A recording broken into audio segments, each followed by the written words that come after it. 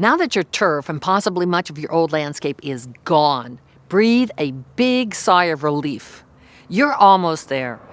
From this point, your installation can quickly move forward. Your landscape plan, with notations about your use areas and plant selections, and your irrigation plan, with notations about your irrigation retrofits, will be your map for the work ahead. Turf removal may have left your soil level uneven, or your new design may require changes in the grade, the levels and heights of your yard. Being water smart means making the best use of your water and avoiding water runoff from your property. Sometimes we need to slow down the water to allow time for it to infiltrate and move into your soil. We've just finished grading this slope so that we can take advantage of the rainfall. The water will hit the slope, move down, and channel into the dry creek bed, and move down into a basin on the lower level. The water can then infiltrate into the soil where the plants will be able to access it for a much longer period of time, thereby saving irrigation.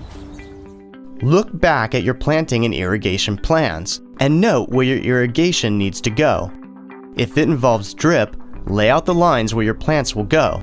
Once you've put your plants in the ground, you'll need to have water ready to help those new plants survive in their new home. When you designed your garden, you had plants of a certain size in mind. Now's the time for you to decide whether you want to plant larger plants for immediate impact or plant smaller plants and nurture them. The smaller plant is less expensive than the larger plant.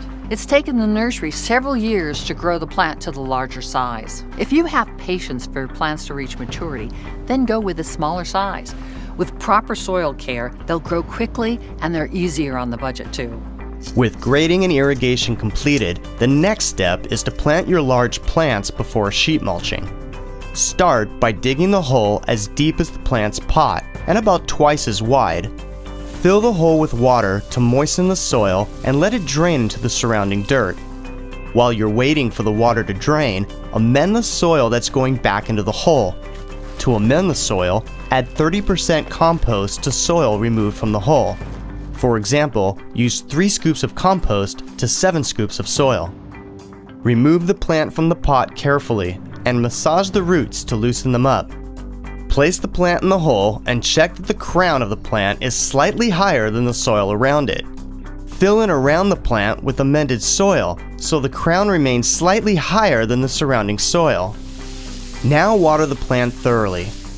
Finally, add a 2 to 3 inch layer of mulch to tame weeds, hold in moisture, protect the roots from compaction, and to give your garden a finished look. Always check that the mulch is at least 2 to 3 inches away from the plant crown. Complete your irrigation so all your new plants will get the water they need. Now you're ready to sheet mulch. By planting the large plants first, and then sheet mulching around them, your project doesn't have to come to a standstill while waiting for your turf to decompose. In one step, you'll turn your old turf into soil amendment, using it to build the health of your soil rather than taking it to the landfill. Sheet mulching is very effective and takes patience rather than elbow grease. It's fast to put into place, but give nature several months to complete the process underground. Sheet mulch around and between all of your plants, applying the needed layers of newspaper, cardboard, compost, and 3 inches of mulch. If you're planting after the sheet mulch is in place, pull back the mulch, cut a hole in the cardboard, and then plant. Remember, the plants need contact with the soil, not the mulch. If you're planting ground cover with roots that need to spread, the sheet mulch will slow its progress. So amend the soil area before you plant, or wait to plant until after the sheet mulch has worked its magic. Now that you've completed your installation, here are a few tips on caring for your beautiful new WaterSmart landscape. Carefully monitor your garden to ensure that it gets the water it needs. Even natives and drought-tolerant plants need a bit more water to become established. The establishment watering schedule is probably 20 to 30% higher than your normal schedule. The plants you've purchased only have a root ball as big as their pot. It takes a few seasons for them to grow, but as they do, you can reduce your watering schedule gradually and substantially. Check your landscape to keep your irrigation heads and emitters free of dirt and debris. Plan to do a monthly check to catch problems quickly. Flush your drip lines at least twice a year to remove fine particles from the line. Most of all, keep an eye on your plants. They're often the first indicator that the irrigation is out of alignment.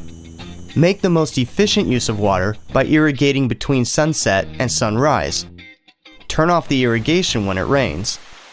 Remove weeds as soon as possible so they don't compete with your landscape plants for water and nutrients.